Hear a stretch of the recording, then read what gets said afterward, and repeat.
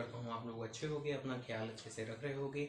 तो आज शुरू करते हैं आपकी इकोनॉमिक्स। हाँ जी, आज अकाउंट्स नहीं, इकोनॉमिक्स की पहली क्लास के लिए। उम्मीद करता हूँ अभी तक कुछ भी नहीं पढ़ाई की।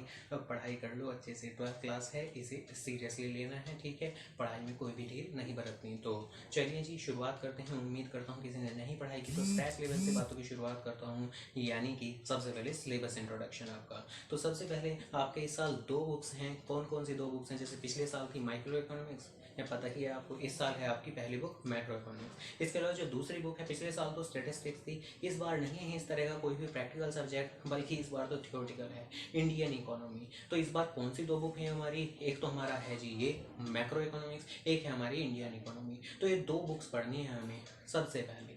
क्या इस बार की आपकी जो इकोनॉमिक्स है वो थ्योरेटिकल है या प्रैक्टिकल है? देखो, प्रैक्टिकल बोलने का मन चाहता तो है बट बोल नहीं सकता, नहीं है प्रैक्टिकल। थ्योरेटिकल कंटेंट है इस बार आपका, मान के चलिए पूरा का पूरा 80 नंबर का पेपर होगा आपका, 20 नंबर का प्रैक्टिकल, जैसे अकाउंट्स के अंदर है। 80 नंबर के पेपर में से मान के चलिए सिर्फ और सिर्फ 10 नंबर का आपका प्रैक्टिकल कंटेंट आएगा, वो भी सिर्फ मैक्रो इकोनॉमिक्स के अंदर से।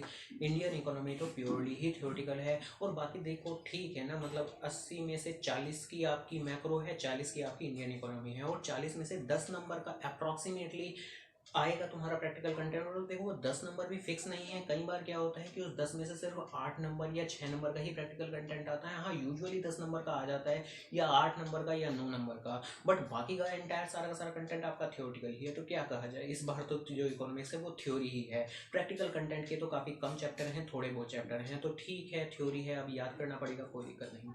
लेकिन हाँ, एक चीज़ पहले ही क्लियर कर देता हूँ। देखो, जितना ज़्यादा मुश्किल अकाउंट्स के अंदर नंबर स्कोर करना है, उतना ही ज़्यादा आसान है इकोनॉमिक्स में नंबर स्कोर करना। अकाउंट्स के अंदर हमें एक एक चैप्टर के अंदर ढेरों सारे क्वेश्चन करने पड़ेंगे। किसी चैप्टर के अंदर आपके 150 क्वेश्चन, किसी में 200 क्वेश्चन। और यहाँ इकोनॉमिक्स में तो क्या है, कंक्रीटनेस चाहिए बस। आपको अच्छे से की वर्डिंग्स ढूंढने पड़ेंगे। हर चैप्टर के अंदर लिमिटेड टॉपिक्स हैं आपके, ऐसा नहीं है बहुत ज़्यादा लेंथी टॉपिक्स हैं। बीएसटी के कंपैरिजन में भी अगर बात करूँ, कंपेरेटिवली इजी कंटेंट है। बीएसटी में ढेर सारा सिलेबस है आपका, अथाह सिलेबस है, ठीक है। यहाँ नहीं है बहुत ज़्यादा सिलेबस। और बुक जरूर दिखाई दे रही हैं, दो नहीं है ये बुक है, बहुत ज़्यादा नहीं है कंटेंट। तो लिमिटेड तरीके से अच्छे से की वर्डिंग्स के साथ में अगर याद करोगे तो आराम से बहुत ज़्यादा अच्छी स्कोरिंग की जा सकती है। तो खैर देखो, ये थी शुरुआती बात हमारे सिलेबस की, कि 2 बुक हैं आपकी, मैक्रो और इंडियन इकोनॉमी। और मेनली तो मान के चलो आपका theoretical, Indian economy purely theoretical है, और मैक्रो के अंदर थोड़ा बहुत प्रैक्टिकल कंटेंट है, बाकी सारी थ्योरी है। थोड़े बहुत ग्राफ्स वगैरह भी हैं, जैसे कि पिछले साल हमने माइक्रो के अंदर पढ़े तो ग्राफ वगैरह की स्टडी यहाँ पर भी है, लेकिन बहुत ज़्यादा नहीं। जितना वहाँ हमने हर चैप्टर में ग्राफ पढ़े थे, ऐसे तो नहीं है। लेकिन हाँ, थोड़ा थोड़ा सा ग्राफ की बातें भी रहने वाली हैं। तो खैर, सबसे पहले बातों की शुरुआत आज की क्लास के अंदर कर रहा हूँ मैं आपकी मैक्रो इकोनॉमिक्स के साथ में। अब देखो, मैक्रो इकोनॉमिक्स के अंदर पहली यूनिट आपको नजर आ रही होगी, क्या? National income. नेशनल इनकम की यूनिट। अब बेसिकली ये तो एक यूनिट है, इसके अंदर चैप्टर काफ़ी सारे हैं। कितने हैं चैप्टर? अगर आप संदीप गर्ग को प्रेफर कर रहे हो, मैं भी यही प्रेफर करूंगा कि आप उसे प्रेफर करो। बाकी किसी और रेफरेंस को कोई प्रेफर करोगे तो उस पहली यूनिट नेशनल इनकम के अंदर काफ़ी सारे चैप्टर हैं, मिनिमम 4 चैप्टर तो हैं ही।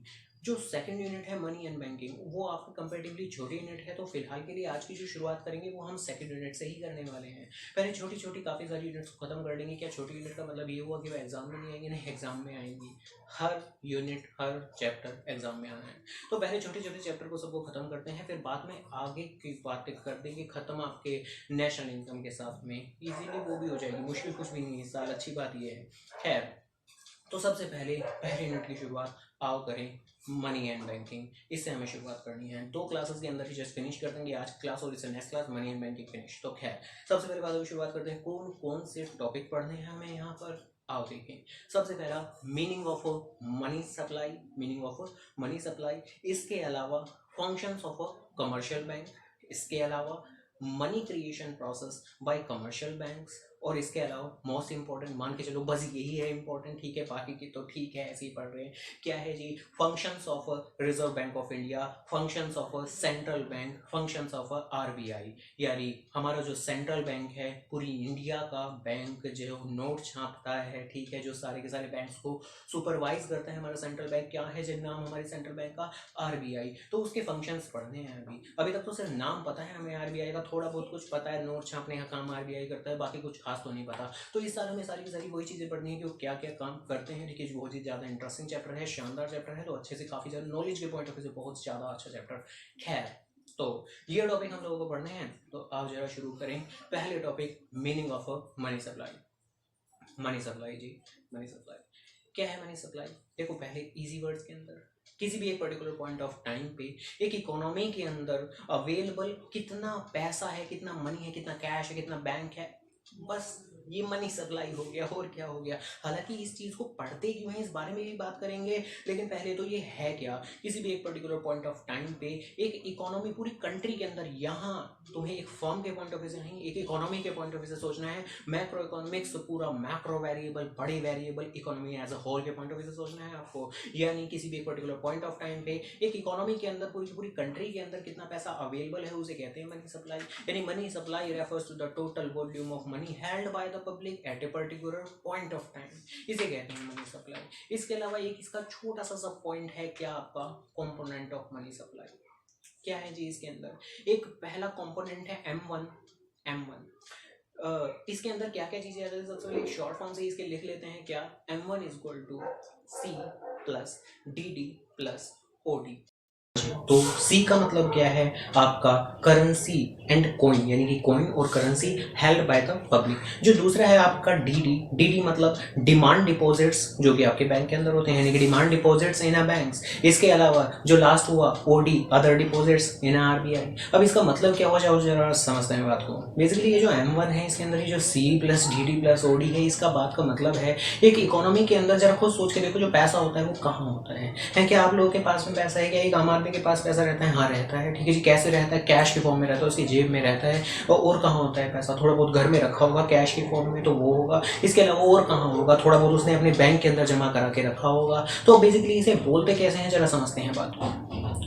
जो कैश की फॉर्म में है, अब कैसे होगा? या तो नोट्स की फॉर्म में होगा, 2000 का नोट होगा, 500 का होगा, 100 का होगा, 10 का होगा, वट तो नोट्स की फॉर्म में होगा, या कॉइन्स की फॉर्म में हो सकता है। तो जो सबसे पहला पॉइंट है M1 का, पहला कंपोनेंट है C, coins and currency held by the public. ये है वो जो आपकी जेब में है, या तो कॉइन की फॉर्म में है या नोट की फॉर्म में है। तो coins and currency held by the public, जो आपकी पॉकेट के अंदर, जो घर के अंदर है, वो सारी चीजें आ गई आपकी C कंपोनेंट के अंदर। इसके अलावा जो दूसरा है डिमांड डिपॉजिट, इसके लिए जरा आराम से बात को सुनो। देखो, इस दुनिया के अंदर 2 डिपॉजिट होते हैं, एक होता है आपका डिमांड डिपॉजिट, एक होता है आपका टाइम डिपॉजिट, जिसको कि मैं टर्म डिपॉजिट भी कह सकता हूँ। यहाँ हालांकि मैंने यहाँ मनी सप्लाई के अंदर टर्म डिपॉजिट या टाइम डिपॉजिट का फिलहाल नाम नहीं लिया है, लेकिन हाँ समझना जरूर पड़ेगा कि डिमांड डिपॉजिट क्या होता है। डिमांड डिपॉजिट का मतलब होता है कि ऐसे डिपॉजिट जो रिपेबल होंगे ऑन डिमांड। टाइम डिपॉजिट या टर्म डिपॉजिट का मतलब क्या होता है, ये जो होंगे रिपेबल, ये होंगे एक पर्टिकुलर फिक्स्ड टाइम पीरियड बाद, उस टाइम पीरियड के बीतने से पहले आप पैसा नहीं ले सकते आम सिनेरियो के अंदर। तो अब एक बात बताओ, जो बैंक के अंदर हम अकाउंट खुलवाते हैं, हम पैसा जमा कराते हैं, यूजुअल सेविंग अकाउंट या करंट अकाउंट के अंदर, ठीक है, हम बैंक के अंदर जो अकाउंट खुलवाते हैं वो सेविंग अकाउंट होता है हमारा नॉर्मल, जो जिसके अंदर हम पैसा जमा कराते हैं। तो क्या अगर मेरे अकाउंट के अंदर 20,000 रुपए हैं और मैं जाके बैंक में कहता हूँ मुझे वो पैसा निकालना है, कौन सा, वो जो 20,000 रुपए मेरे अकाउंट के अंदर है वो मुझे निकालना है, तो क्या बैंक वाले ये कहेंगे नहीं अभी मत आओ, बाद में आना, अभी नहीं दे रहे हम? क्या 2 साल बाद आना, 1.5 साल बाद आना, 6 महीने बाद आना? नहीं, ऐसा तो कुछ नहीं है भाई। हमारा पैसा है, जब हम डिमांड करेंगे तो उनको पे करना पड़ेगा। यानी बेसिकली ये जो ये सेविंग अकाउंट का पैसा होता है, जो हमारा नॉर्मल अकाउंट में इसका जो पैसा जो हम बैंक अकाउंट के अंदर जमा कराते हैं, ये होते हैं डिमांड डिपॉजिट। फिर ये टाइम डिपॉजिट, टर्म डिपॉजिट क्या होता है? देखो, आप लोगों ने सुना होगा, नहीं सुना है तो सुनो, फिक्स डिपॉजिट, FD। बैंक के अंदर अक्सर FD भी कराई जाती है। ये जो ये FD होती है, क्या होती है कि हम बैंक में पैसा रखा देते हैं, सपोज करो 50,000 रुपये, 10,000 रुपये या 20,000 रुपये या 1 लाख रुपये एक फिक्स टाइम पीरियड के लिए, सपोज करो 5 साल के लिए या 3 साल के लिए या 10 साल के लिए, और उस टाइम पीरियड तक इंटरेस्ट लगता रहेगा, उसके अंदर इकट्ठा होता रहेगा। 3 साल बाद या 10 साल बाद जितने की भी हमने FD कराई होगी, उतने टाइम पीरियड बाद वो पैसा इकट्ठा होकर हमें साथ मिल जाएगा। क्या इस तरह के डिपॉजिट्स में हम बीच में जाके कभी भी डिमांड कर सकते हैं पैसे की? नहीं। क्या हमें कोई ATM कार्ड मिला होगा? जस्ट लाइक हमें सेविंग अकाउंट के अंदर पता ही है आपको ATM कार्ड की फैसिलिटी मिली हुई होती है, कभी भी जाओ पैसा निकालो, बात खत्म। रात में कहीं पैसे की जरूरत है, जाओ जी जाओ ATM में जाओ, पैसा निकाल लिया, बात खत्म। ATM में गए हैं, डिमांड किया है, पैसा विड्रॉल किया है, मिल गया पैसा। तो कुल मिला के 2 तरह के deposit, demand deposit, time deposit. अभी जो M1 कंपोनेंट है, यहाँ मैंने नाम लिया C plus DD, demand deposit, term deposit नहीं, टाइम डिपॉजिट नहीं। तो यहाँ बेसिकली हमने नाम लिया है डिमांड डिपॉजिट। ये डिमांड डिपॉजिट कहाँ होते हैं? बैंक्स के अंदर होते हैं। तो बस ये जो दूसरा नाम है ये है demand deposit in a bank. ये रिप्रेजेंट कर रहा है आपके सेविंग अकाउंट्स को जो कि आपके बैंक के अंदर है। एक जो आपकी लास्ट टर्म है ओडी, ओडी का मतलब अदर डिपॉजिट्स इन आरबीआई। ये अदर डिपॉजिट्स कौन से होते हैं? देखो ये आरबीआई जो रिजर्व बैंक है इसके बारे में अभी हमें पढ़ना ही आगे जाके काफी सारे फंक्शंस। तो उसके एक फंक्शन होता है कि कमर्शियल बैंक, ये जो हमारे एचडीएफसी है, बैंक ऑफ बड़ौदा है, हमारे कैनरा बैंक है, हमारे पंजाब नेशनल बैंक है, यस बैंक है, फलाना ठिकाना इतने सारे बैंक है। तो ये बैंक अपने कुछ एक डिपॉजिट रखाते हैं अपने आरबीआई के पास में। तो वो जो तीसरा कंपोनेंट है वो ये है। बाकी इस अदर डिपॉजिट्स के बारे में आगे जाके इसी ही चैप्टर के अंदर आगे जाके काफी कुछ पढ़ना है, तो ठीक है ना, फिलहाल इतनी बात करने की जरूरत नहीं है क्योंकि आगे जाके तो काफी डेप्थ में बहुत ज्यादा अच्छे से पढ़ना है। तो ठीक है, फिलहाल के लिए इतना काफी होगा कि ये जो हमारे कमर्शियल बैंक होते हैं, पीएनबी हो गया, एचडीएफसी होगा, आईसीआईसीआई होगा, डीबीआई हो गया, ये कुछ एक रिजर्व रखाते हैं आरबीआई के अंदर और उन्हें कहते हैं यहाँ पर ये अदर डिपॉजिट्स इन आरबीआई। तो ये जो M1 कंपोनेंट है इसके अंदर C+DD+OD ये 3 कंपोनेंट आते हैं। अब देखो जो मनी सप्लाई का टॉपिक है इसके अंदर ये 2 चीजें हैं, meaning of a money supply और आपका component of money supply M1। अब इस टॉपिक के अंदर एक बात जरूर बोलूंगा मैं, आप जब बुक खरीदोगे या अगर आपके पास में एक्सिस्टिंगली कोई बुक है तो प्लीज इन 2 टॉपिक को छोड़ के मनी चैप्टर के अंदर कुछ और मत पढ़ लेना। बड़ा परेशान हूँ, ऑथर लोग अपनी बुक के अंदर अपडेट नहीं करते हैं, क्या क्या नहीं पढ़ना है वो मुझे आज की क्लास में स्पेसिफिकली बताना पड़ेगा। तो अगर इन केस आगे जाके आप बुक खरीदते हो, उस बुक के अंदर कोई कंटेंट दिखता है इससे रिलेटेड जो मैं आप नाम लेने वाला हूं तो उसे मत पढ़ना, आउट ऑफ सिलेबस है, कट हो चुका है, चैप्टर के अंदर मैक्सिमम कंटेंट कट हो चुका है। कौन कौन सा है जी वो टॉपिक? सुने, बार्टर सिस्टम कट हो चुका है, ठीक है, नहीं पढ़ना। Functions of a money cut हो चुका है, नहीं पढ़ना। और देखो बार्टर सिस्टम से रिलेटेड कुछ भी नहीं पढ़ना, यानी meaning of a barter system, limitation of a barter system, अब क्या होता है जाने ही दो ना, मतलब क्या करना है हमें, तो कट हो गया। तो बार्टर सिस्टम नहीं पढ़ना, उसका कुछ भी नहीं पढ़ना, लिमिटेशन भी नहीं पढ़नी, कुछ भी नहीं पढ़ना, फंक्शंस ऑफ अ मनी नहीं पढ़ने हैं। इसके अलावा देखो ये जो कॉम्पोनेंट होते हैं ये सिर्फ एक नहीं होता, M1 ना एक तो पढ़ लिया, M2 भी होता है, M3 भी होता है, M4 भी होता है। बेसिकली M2 M3 M4 होता क्या है, चलो ठीक है, मीनिंग थोड़ा बहुत कुछ जान लेते हैं। उनके अंदर धीरे धीरे चीजें ऐड होती जाती हैं। जैसे लाइक M1 के अंदर हमने CC+DD+OD किया, क्या क्या है वो जान लिया हमने। M2 के अंदर पोस्ट ऑफिस के अंदर भी हम अपने थोड़े बहुत अकाउंट खुलवा सकते हैं, तो उसके अंदर उसे भी इंक्लूड कर लेते हैं। M3 के अंदर बेसिकली बैंक के अंदर जो हमने बात की थी टर्म डिपॉजिट, टाइम डिपॉजिट भी हम ओपन कराते हैं, एफडी वाला अकाउंट, उसे भी इंक्लूड कर लेते हैं। M4 के अंदर पोस्ट डिपॉजिट, पोस्ट ऑफिस के अंदर भी तो एफडी का अकाउंट खुलवा सकते होंगे, तो वो भी ऐड कर लेते हैं। हालांकि नहीं है सिलेबस में, ठीक है, ध्यान रखना। M2 M3 M4 बुक में मिले काट दो, नहीं पढ़ना बिल्कुल भी, सीबीएसई में कट चुका है सिलेबस में, और इस साल नहीं है, पिछले साल से कटा हुआ है, कब होगा अपडेट पता नहीं, फिर भी मैक्सिमम बुक्स के अंदर घूमते रहते हैं ये टॉपिक। तो प्लीज सिर्फ और सिर्फ क्या पढ़ना है, मनी टॉपिक के अंदर meaning of a money supply और आपका पहला कंपोनेंट M1, बस, और कुछ नहीं पढ़ना। तो बस बात खत्म हुई मीनिंग ऑफ मनी सप्लाई की। इसके अलावा अब आगे देखो हमने जाना आगे क्या क्या टॉपिक है, functions of a commercial bank, इसके अलावा money creation bye commercial banks, इसके अलावा फंक्शंस ऑफ आरबीआई यानी functions of a central bank. अब इसके अंदर सबसे ज्यादा इंपॉर्टेंट क्योंकि functions of a central bank है, तो आओ जरा बात की शुरुआत अब मैं उसी ही चीज से करता हूँ। बाद में आऊंगा आपकी अगली क्लास के अंदर, थोड़े बहुत बचे कुछ ही टॉपिक्स खत्म कर लेंगे हम लोग। Functions of a commercial bank काफी ज्यादा ईजी टॉपिक है, जल्दी से खत्म हो जाएगा, हमारा कोई दिक्कत नहीं होगी। और मनी क्रिएशन में ना कमर्शियल बैंक ईजी टॉपिक, कोई दिक्कत नहीं होने वाली।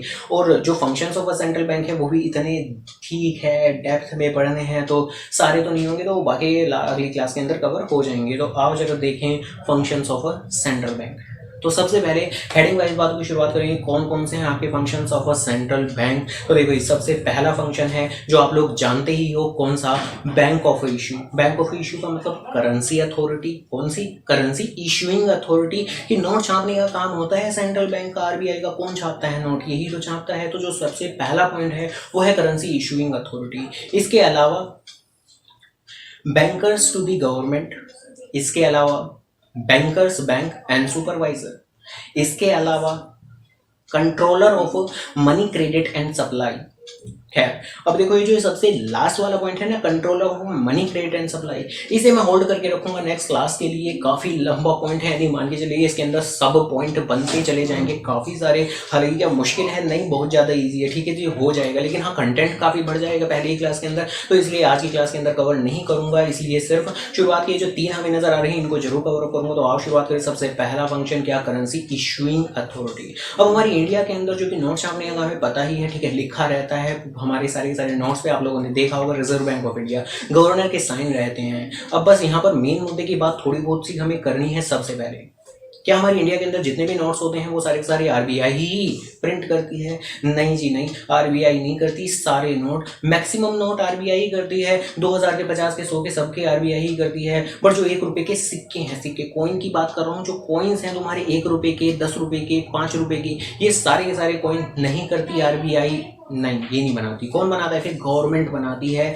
मिनिस्ट्री ऑफ फाइनेंस गवर्नमेंट के बिहाफ पे बनाती है। इसके बाद जो 1 रुपए का नोट, जो शायद दिखता ही नहीं है, अब ठीक है जी, थोड़ा बहुत कभी कभार दिख जाता है, तो वो भी आरबीआई नहीं बनाती। कौन बनाती है? गवर्नमेंट बनाती है। मिनिस्ट्री ऑफ फाइनेंस बनाती है ऑन बिहाफ ऑफ गवर्नमेंट। तो बस मुद्दे की बात यही है, एमसीक्यू के लिहाज से इंपॉर्टेंट बात है क्या कि 1 रुपए का नोट और ऑल कॉइन्स कौन बनाती है? Ministry of finance on behalf of government. इसके अलावा जितने भी आपके नोट्स बचते हैं तुम्हारे, ठीक है, तो सारे के सारे इट्स ओके, कोई दिक्कत नहीं है, आरबीआई ही प्रिंट करती है। इसके अलावा आरबीआई के पास में ही सोल अथॉरिटी है। सोल मतलब एक अकेला वही है जो ये नोट्स इशूइंग अथॉरिटी है, जिसके पास में ये अथॉरिटी है, पावर है कि वो नोट इशू कर सकती है। क्या आरबीआई के अलावा, अपार्ट फ्रॉम आरबीआई, क्या कोई और भी है अथॉरिटी, कोई और भी इंस्टीट्यूशन, कोई और ऑर्गेनाइजेशन जिसके पास ये राइट हो कि हाँ ठीक है आप भी नोट प्रिंट कर सकते हो? क्या गवर्नमेंट ने ऐसी कोई गाइडलाइन इशू की हुई है? नहीं, कुछ नहीं। अगर बात करें ये सोल अथॉरिटी इन्हें ही क्यों दी हुई है? किसी और को भी दे दें, क्या दिक्कत की बात है?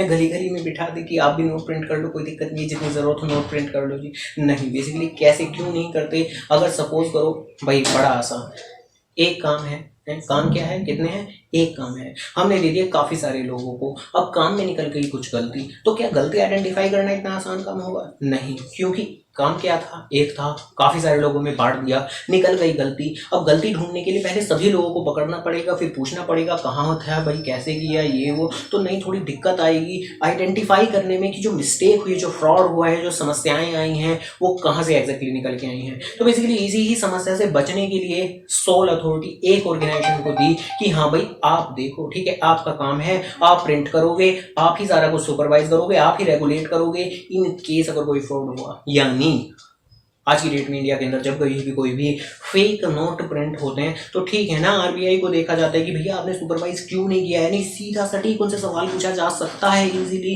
कि हाँ भाई आपको ही सोल अथॉरिटी मिली हुई है जब नोट इशू करने की, तो आपने ऐसे कैसे नहीं देखा? ठीक है जी। तो इससे क्या होता है, पब्लिक के बीच में फेथ बना रहता है कि हाँ ठीक है, सिर्फ एक ही अथॉरिटी है तो कुछ गलत नहीं होगा। गलत होगा तो किसके ऊपर सवाल खड़ा करना है ये भी मालूम है। यानी कि अकाउंटेबिलिटी, रिस्पॉन्सिबिलिटी फिक्स की जा सकती है। क्यों? क्योंकि अथॉरिटी एक ही इंसान को दी गई है, एक ही इंस्टीट्यूशन को दी गई है। यानी तो ये है जी आपकी करेंसी अथॉरिटी। तो देखो पहले पॉइंट के अंदर इतना ही था, ठीक है, और बाकी का कंटेंट नोट्स के अंदर से आप कवर अप कर लोगे, जो मैं इशू कर दूंगा आपके पार्ट नंबर 2 जो कि इसी ही चैप्टर का होगा। इसके अलावा अब आगे जो कि आपका दूसरा पॉइंट है, कौन सा दूसरा पॉइंट है? Bankers to the government. ये बैंकर्स टू दी गवर्नमेंट के अंदर आपकी कौन कौन सी चीजें आने वाली हैं, आओ जरा आराम से देखते हैं। सबसे पहली बात ये क्लियर कर देता हूं कि क्या, जैसे कि हम पीएनबी के अंदर, एचडीएफसी के अंदर, आईसीआईसीआई के अंदर, ये येस बैंक में तो खुलवाने नहीं वाले, वैसी समस्याएं चल रही थी, ठीक है जी। खैर, तो अब जैसे हम इन बैंक के अंदर जाके अकाउंट खुलवाते, पैसे जमा कराते हैं, विड्रॉल भी कर सकते हैं, क्या इस सेंट्रल बैंक के अंदर जाके हम जगह अकाउंट खुलवा दूरी हैं, अकाउंट खुलवाना है हमें, तो नहीं, वहाँ नहीं कर सकते, ऐसे बिल्कुल नहीं कर सकते। खैर, क्या आरबीआई अकाउंट नहीं खोलता? फिर करता क्या है? नहीं, अकाउंट तो खोलता है, आपका नहीं खोलेगा, फिर किसका खोलेगा? Bankers to the government.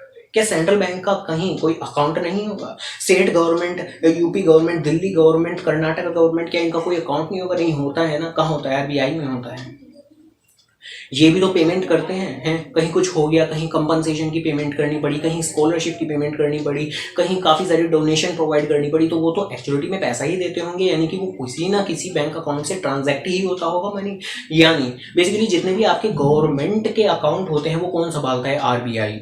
तो सबसे पहली बात, बैंकर्स टू द गवर्नमेंट। देखो 3 हिस्सों के अंदर बात करनी है हमें। कैसे 3 हिस्सों के अंदर? सबसे पहले bankers to the government point के अंदर 3 हिस्सों के अंदर बात करनी है। नंबर 1 बैंकर, नंबर 2 एजेंट, नंबर 3 एडवाइजर। ये 3 हिस्सों के अंदर क्या बात है? नंबर 1 बैंकर। बैंकर का मतलब है गवर्नमेंट का बैंकर कौन है?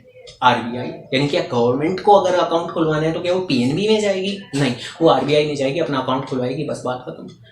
एजेंट का क्या मतलब हुआ? गवर्नमेंट के बिहाफ पे अगर कुछ भी काम करना है। देखो एजेंट का मतलब होता है सिंपली, अगर कोई भी एक पर्सन किसी दूसरे के बिहाफ पे कुछ काम कर रहा है तो उसे हम एजेंट कहते हैं, जो जिसके बिहाफ पे काम कर रहा होता है। तो ऐसे ही ये जो आरबीआई है ये गवर्नमेंट के बिहाफ पर काफ़ी सारे ट्रांजैक्शंस करता है कि हाँ भाई गवर्नमेंट को वहाँ पेमेंट करनी है, ठीक है आरबीआई कर देता है, क्यों उनका पैसा है ना आरबीआई के अंदर। और अगर सपोज करो कहीं से पैसे की रिकवरी आनी है, सपोज करो फॉरेन से कोई भी ऐड आ रही है, डोनेशन आ रही है, तो ठीक है ना आरबीआई के अंदर रिसीव हो जाती है वो, और जब कहीं भी पेमेंट करनी होगी तो आरबीआई से ही पेमेंट हो जाएगी आपकी। तो एक तरीके से एजेंट के तौर पे काम करता है, क्योंकि आरबीआई के अंदर काफ़ी सारे समझदार लोग होते हैं समझदार, हाँ बहुत सारे एजुकेटेड पर्सन होते हैं। तो कई बार गवर्नमेंट को भी काफ़ी सारे फाइनेंशियल मैटर्स के अंदर एडवाइस की ज़रूरत पड़ती है, तो RBI act as a adviser also. तो खैर ये जो बैंकर्स टू द गवर्नमेंट था, इन 3 हिस्सों के अंदर बात करनी है, बैंकर, एजेंट और आपका एडवाइजर, ये 3 हिस्सों के अंदर बात हो गई जी। इसके अलावा नेक्स्ट पॉइंट,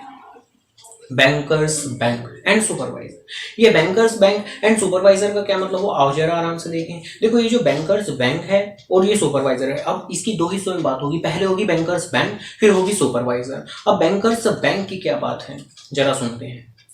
हमारी कंट्री के अंदर कितने सारे बैंक हैं, पब्लिक सेक्टर भी हैं, प्राइवेट सेक्टर भी हैं। प्राइवेट सेक्टर जैसे आईसीआईसीआई, एचडीएफसी हैं, और पब्लिक सेक्टर तो है ही अपने SBI, PNB, bank of Baroda and all वगैरह वगैरह। अब जरा आराम से, इतने सारे बैंक हैं, हालांकि मर्जिंग होके थोड़े ठीक है कम हो गए, लेकिन इतने सारे बैंक हैं, तो इन सभी के ऊपर कौन है, इन सभी के ऊपर है आपका आरबीआई। आरबीआई क्या क्या करता है, देखो जो हमने पढ़ा बैंकर्स बैंक एंड सुपरवाइजर, सबसे पहले तो इन सारे बैंक्स को सुपरवाइज मतलब कंट्रोल, रेगुलेट कौन करता है, आरबीआई करता है। कहीं कुछ गलत नहीं हो रहा, कहीं कोई फ्रॉड तो नहीं हो रहा वगैरह वगैरह। और देखो आज की क्लास के अंदर डेफिनेटली इस तरह का डाउट अपने माइंड के अंदर मत लेके आना कि हाँ ठीक है ना, मतलब आरबीआई इनके ऊपर रहता है फिर भी फ्रॉड हो जाते हैं। जो इतनी सारी समस्याएं कई बार न्यूज़ के अंदर आती हैं कि हाँ जी इस बैंक के अंदर फ्रॉड हो गया, इस बैंक के अंदर पैसे की किल्लत हो गई, रिसेंटली में येस बैंक का आपका मामला उठ गया था काफ़ी ज़्यादा वगैरह वगैरह, तो फिर ये कैसे हो जाता है, आरबीआई कहाँ सो रहा होता है वगैरह। तो देखो ये मैटर सेपरेट है आपके, ठीक है जी। काफ़ी सारी फाइनेंशियल बातें होती हैं, उन बातों को अभी आप समझ नहीं पाओगे, तो अभी उन बातों को सेपरेट ही रखते हैं, ठीक है जी। कभी क्लास के अंदर रूबरू सामने पूछना तो तब ज़्यादा बेटर वे में जवाब दे पाऊंगा कि हाँ आरबीआई इन सब के ऊपर रहता है, फिर भी ये फ्रॉड कुछ किस तरीके से प्रोसीड हो जाते हैं। फ्रॉड करना नहीं सिखाना, सिर्फ कंसेप्ट समझाना है, ठीक है, फ्रॉड करना नहीं सिखाऊंगा। खैर बुरी बात है चलो जी। खैर तो कुल मिला के बैंकर्स बैंक एंड सुपरवाइजर की आरबीआई का काम क्या है, इन सभी को सुपरवाइज करना यानी कंट्रोल करना, रेगुलेट करना, कहीं कुछ गलत काम तो नहीं हो रहा, ये तो सुपरवाइजर का काम हुआ। अब आगे बैंकर्स बैंक के अंदर यहाँ भी आपके 3 हिस्सों के अंदर बातें होंगी, क्या क्या। एक तो custodian of a cash reserve, custodian of a cash reserve, इसके अलावा क्लियरिंग एजेंट, और इसके अलावा लेंडर ऑफ लास्ट रिसोर्ट। 3 हिस्सों के custodian of a cash reserve क्या है, इस बात का मतलब समझते हैं जरा। सबसे पहले देखो ये जो बैंक्स होते हैं पीएनबी, एचडीएफसी, आईसीआईसीआई यानी कमर्शियल बैंक्स, ये सारे क्या हैं, कमर्शियल बैंक्स हैं। यानी जो कमर्शियल बैंक है, देखो आरबीआई ने अपने रूल्स बनाए हुए हैं काफ़ी सारे रेगुलेट करने के लिए, सुपरवाइज करने के लिए रूल्स बनाए हुए हैं कि आपके पास जितना पैसा मौजूद है पब्लिक का, क्योंकि पब्लिक तो कहाँ अकाउंट खुलवाती है, यानी कमर्शियल बैंक के अंदर, क्या आरबीआई के अंदर खुलवाती है, नहीं, उसके पास ऑप्शन ही नहीं है।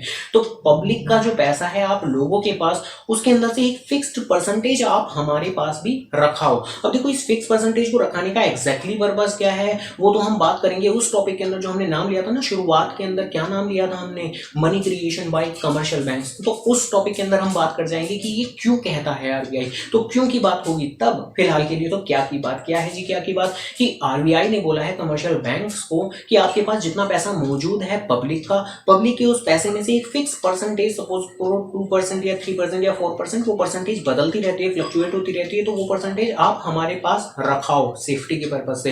बाकी एग्जैक्टली बात पता कर लेंगे। तो ये जो सबसे पहला बात है ये क्या है कि कैश जो आपके पास अवेलेबल है पब्लिक का, उसमें से थोड़ा सा रिजर्व मेंटेन करो और हम उसकी कस्टडी रखेंगे। कस्टडी का मतलब फिजिकल कंट्रोल रखेंगे, सेफ्टी के पर्पज से हम रखेंगे संभाल के। तो जो सबसे पहला पॉइंट है कस्टोडियन ऑफ कैश रिजर्व, वो बेसिकली क्या है कि आरबीआई के नॉर्म्स के हिसाब से, लीगल रिक्वायरमेंट्स के हिसाब से सभी कमर्शियल बैंक्स को आरबीआई के पास में कुछ एक पोर्शन रिजर्व के तौर पे रखाना पड़ता है, तो उसे वो एज ए कस्टडी के तौर पे अपने पास होल्ड करके रखता है, तो इसे कहते हैं कस्टोडियन ऑफ कैश रिजर्व। इसके बाद में अगला पॉइंट क्लियरिंग एजेंट। ये क्लियरिंग एजेंट क्या है, तरीके समझना, बहुत ज्यादा इंपॉर्टेंट पॉइंट है, ठीक है, बहुत ही ज्यादा अच्छा पॉइंट है। क्या है क्लियरिंग एजेंट, अब देखो इसके लिए हम पहले एक छोटा सा एग्जांपल लेंगे। क्या एग्जांपल लेंगे, सपोज करो एक बिजनेसमैन, ठीक है जी, यानी कि एक बिजनेसमैन है, उसका किस बैंक के अंदर अकाउंट है, सपोज करो बैंक ऑफ बड़ौदा के अंदर अकाउंट है।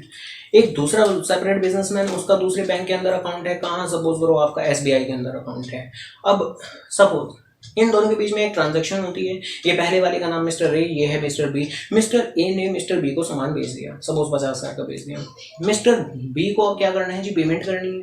क्यों? क्योंकि इसने सामान बेचा है, डेफिनेटली वो तो पेमेंट करेगा। अब बेसिकली उसने क्या किया, उसके पास चेकबुक थी, उसने चेक काटा, 50,000 का काटा और इसे दे दिया, चेक काट के अपना दे दिया। अब एक बात बताओ, उसका अकाउंट मिस्टर बी का किस में था? उसका तो अपना एसबीआई के अंदर था, तो वो तो जो चेक काट के देगा वो कौन सी चेकबुक का चेक काट के देगा? अपना एसबीआई का ही चेक काट के देगा। क्या उसके चेक पे क्या बैंक ऑफ बड़ौदा लिखा होगा कि मिस्टर ए का तो बैंक ऑफ बड़ौदा है तो मैं तो बैंक ऑफ बड़ौदा का चेक काटूँ? नहीं, उसका जिसमें अकाउंट है ऑफकोर्स वो उसी बैंक का ही चेक काट के देगा। खैर, तो देखो उसने अपना एसबीआई का चेक काट के दे दिया, बस बात खत्म। अब मिस्टर ए ने होल्ड किया उस चेक को, क्या करेगा वो क्या एसबीआई के अंदर जाके जमा कराएगा? एक बार फिर वही, नहीं, बिल्कुल नहीं भाई। उसका अकाउंट कहाँ है? बैंक ऑफ बड़ौदा के अंदर है, तो वो बैंक ऑफ बड़ौदा की किसी भी ब्रांच में जाएगा और अपने चेक को जाके सबमिट करा देगा।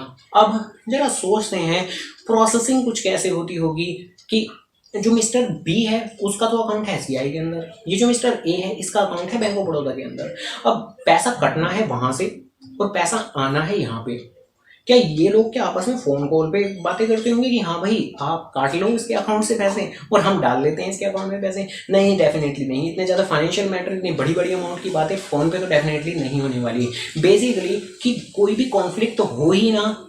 आरबीआई आ गया बीच में, कहता है आप लोग आपस में बातें करो ही मत, हम अपनी अलग से एक सेपरेट ब्रांच खोल देते हैं। कौन सी, किस नाम से? क्लियरिंग हाउस नाम से। इस क्लियरिंग हाउस का काम क्या है? सिर्फ और सिर्फ इस तरह की ट्रांजैक्शंस को क्लियर करना। कैसे क्लियरिंग होती है आओ जरा सुनते हैं। सबसे पहले जो यहाँ पे बैंक ऑफ बड़ौदा के अंदर वो जो चेक बॉक्स के अंदर चेक डाल के आया था mister A, bank of Baroda वाले एम्प्लॉइज क्लियरिंग हाउस में जाएंगे, उस चेक को जाके सबमिट करा देंगे। फिर वो जो क्लियरिंग हाउस है वो कॉन्टेक्ट करेगा आपके एसबीआई को और वहां से कंफर्म करेगा कि वेदर इतना बैलेंस वहां अवेलेबल भी है या नहीं, और भी कुछ एक लीगल रिक्वायरमेंट्स कि हाँ भाई साइन मैच हो रहा है नहीं, फोटो मैच हो रहा है नहीं, एज द केस में भी वट। तो मुद्दा बैलेंस का है सबसे ज्यादा, कि बैलेंस उसके अकाउंट में है या नहीं। अगर वहां से कंफर्मेशन आ जाती है कि यस बैलेंस अवेलेबल है तो बस तुरंत वो जो क्लियरिंग हाउस है वो बोल देता है कि ठीक है तो अमाउंट काट लो उसके अकाउंट से। तो यहाँ से अमाउंट डिडक्ट हो जाती है और फिर यहाँ से इधर कंफर्मेशन आती है और यहाँ पे पैसा आ जाता है। यानी कोई भी इस तरीके की जब इंटरबैंक ट्रांजैक्शंस होती हैं, ये जो आरबीआई है क्लियरिंग एजेंट या क्लियरिंग हाउस फंक्शन को फॉलो करता है और परफॉर्म करता है। ये होता है क्लियरिंग एजेंट। यानी कोई भी दो इंटरबैंक ट्रांजैक्शंस के अंदर RBI as a clearing agent के तौर पे रहता है, तो बस यही है क्लियरिंग एजेंट, बस बात खत्म हुई। तो पहला आपका कस्टोडियन ऑफ कैश रिजर्व, दूसरा क्लियरिंग एजेंट, ये है आपका। इसके बाद में अगला लेंडर ऑफ लास्ट रिजोर्ट। इसके तो नाम में लास्ट आ रहा है तभी तो लास्ट में आ रहा है, लेंडर ऑफ लास्ट रिजोर्ट। ये लेंडर ऑफ लास्ट रिजोर्ट का क्या मतलब हुआ कि अगर सपोज करो कमर्शियल बैंक है भाई, इनकी भी तो लायबिलिटी होती होंगी हैं, क्या इनको नहीं पैसा लौटाना है? हाँ लौटाना है। अब मैंने पीएनबी में बैंक अकाउंट खुलवा लिया है, अब मैं पैसा जब मांगूंगा तो उनके लिए तो लायबिलिटी ही है। हाँ उनके लिए लायबिलिटी ही है क्योंकि उनको तो पैसा पे करना है। तो कई बार क्या होता है कमर्शियल बैंक के पास में पैसे की कमी पड़ जाती है, यहाँ से अरेंज किया, वहां से अरेंज किया, यहाँ से अरेंज किया, वहां से अरेंज किया, मगर कई बार क्या होता है फाइनेंस पूरी तरीके से अवेलेबल नहीं हो पाता। अगर कहीं नहीं मिल रहा फाइनेंस तो लास्ट रिजोर्ट। लास्ट रिजोर्ट का मतलब आखिरी मौका, आखिरी रास्ता कहाँ है? आरबीआई। ठीक है, तो क्या है, बड़ा आसान है जी लेंडर ऑफ लास्ट रिजोर्ट, काफी ज्यादा इंपॉर्टेंट पॉइंट है। और देखो एक्जैक्टली क्या क्या कीवर्ड्स आपको मेंशन करने को तो नोट्स के अंदर आपको मिल जाएंगे। फिलहाल तो मैं सिर्फ अंडरस्टैंडिंग क्रिएट करता हूँ। लेंडर ऑफ लास्ट रिजोर्ट का मतलब क्या? एक आखिरी रास्ता। कमर्शियल बैंक ने इधर ट्राई किया, उधर ट्राई किया, इधर ट्राई किया, कहीं नहीं कुछ बात बन पाई तो ठीक है ना, आरबीआई तो मौजूद है तो आरबीआई से वो फाइनेंस इजीली ले लेगा। तो ये था आपका लेंडर ऑफ लास्ट रिजोर्ट। तो सबसे पहला पॉइंट हम लोगों ने कवर अप कर लिया था करेंसी अथॉरिटी, इसके बाद में कर लिया बैंकर्स टू दी गवर्नमेंट, इसके बाद में बैंकर्स बैंक एंड सुपरवाइजर, और ये जो लास्ट पॉइंट है क्या, controller of money credit and supply, ये तो हम कवर करेंगे ही अगली क्लास के अंदर। तो बस अब लास्ट के अंदर बस इतनी सी बातें करूंगा, अगली क्लास में क्या कवर करना है और उसके बाद में बात खत्म आज की क्लास की। तो क्या कवर करना है जी अगली क्लास के अंदर? एक तो functions of a commercial bank, इसके अलावा money creation bye commercial banks, इसके अलावा functions of a central bank, जिसके अंदर मेनली बस यही पॉइंट आपका बच गया है, कौन सा, controller of a money supply in an economy. बाकी यही पॉइंट काफ़ी है, काफ़ी लंबा है। तो इतनी बात हो गई, इसके बेसिस पे कुछ एक एमसीक्यू मैं भेजूंगा, उन्हें अटेम्प्ट कर लेना। तो ठीक है जी, ओके, उम्मीद करता हूँ सभी को समझ में आया होगा। नहीं आया, किसी टॉपिक में दिक्कत है तो इट्स ओके, व्हाट्सएप पे पूछ लो मुझसे, कमेंट सेक्शन के अंदर पूछ लो, कोई दिक्कत नहीं है। तो वीडियो पसंद आई तो लाइक कर दो, सब्सक्राइब कर दो चैनल को, अभी तक नहीं किया तो ओके डन, टाटा बाय।